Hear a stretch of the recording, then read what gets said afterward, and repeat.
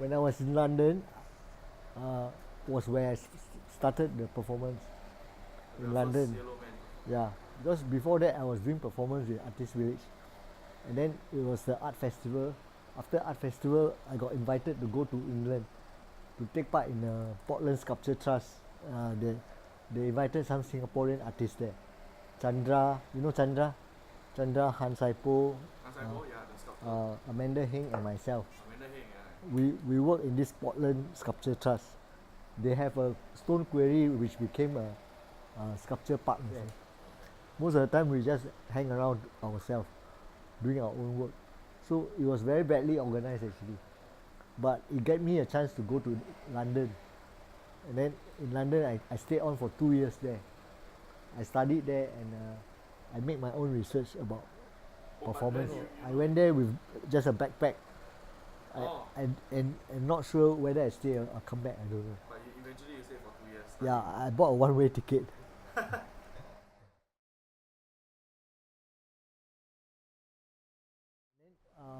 Yeah, when I was there for 2 years, I went back to painting and tried to research what performance is about. Because before we just do only gasa buta only.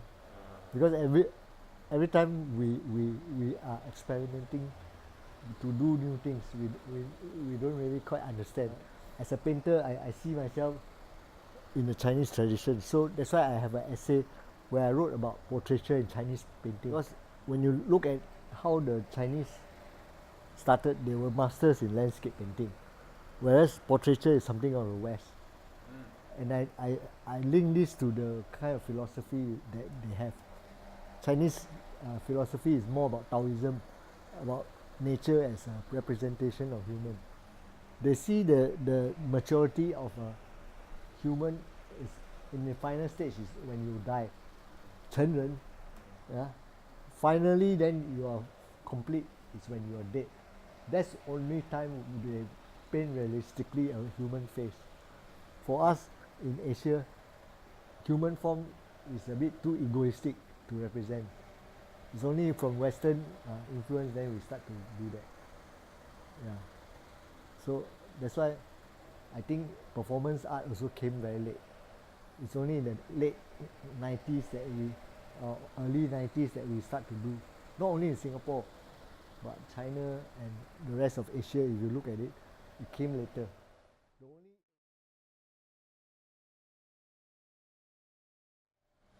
But when you look at it, Asian people don't think about performance in the early days, only in the 90s. And because we see the individualism as something to be frowned at actually. We see more in terms of group, in terms of social group. But nowadays there's more exchanges. The West try to learn to tone down their egoism, and then the Chinese need, or the Asian need to be more confident about themselves. That's why you see our Singaporean, I think, lack that kind of individualism to be confident about themselves, especially in Singapore. Because the other society, at least they are more sure about their history.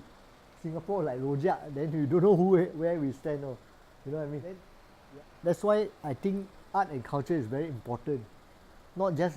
It's not just about making art object for sale for the market. It's actually building our own spiritual identity.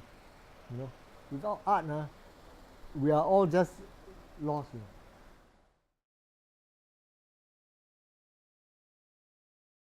Yellow man, you see.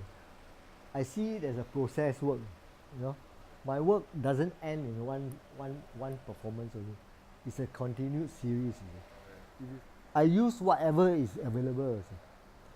Today, every medium is relevant to me. You can use whatever medium. We are free from that kind of situation where only one specialized medium is to be used. Of course, I wish sometimes that I can concentrate or focus on one, but maybe it's because I'm from Singapore. Being such a small place and less people doing art, we tend to think, hey, how come this one not done yet? That one not done yet, then we go and do. You know, just to show that we have something here. But here in Singapore, I do everything. Why? Because I enjoy it also. But I enjoy using my hands to do things.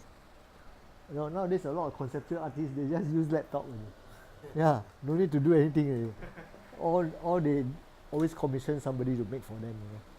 And it's allowed to do that. But I can do that too. But tak kena lah. I like to make things with my hands, you know.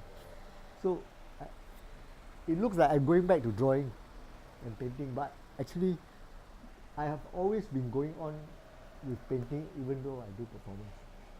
Just that I don't stay long enough. So a lot of them I painted over them and put chewing gum on them. It became my chewing gum series. Yeah. My work, I don't say that I'm advocating anything, but I'm questioning it.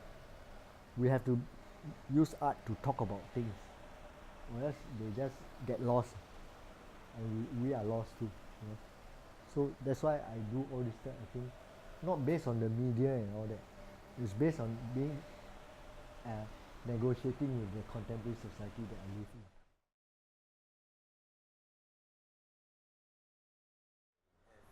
Actually, archive is not so important.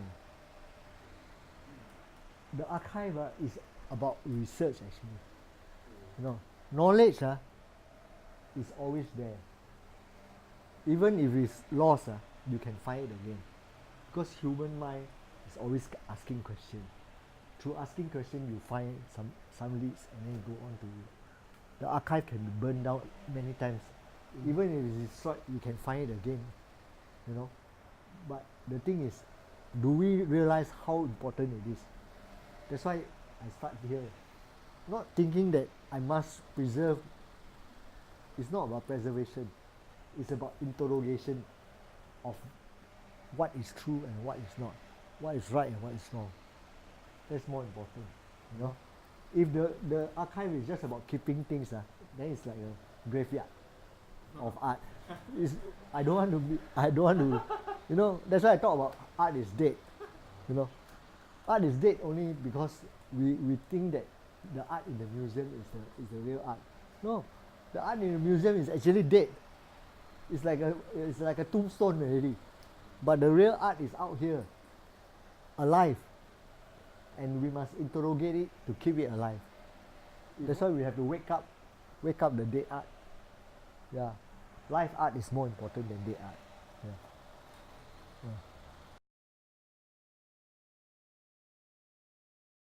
In the sense that, you see, the thing is, we are always asking simple questions that still come back to us. Where do we come from?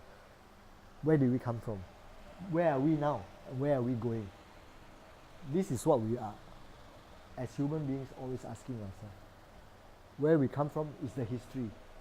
Where we are now is the contemporary. Where we're going is the future. We are worried about this because that's what human life is about. We are here to do something about this world. The nature of human being is to manifest that. You know, and art is also a manifestation of our human consciousness. There's always contradiction, and it is through art that we reconcile this contradiction. At different times, different kinds of reconciliation. You understand?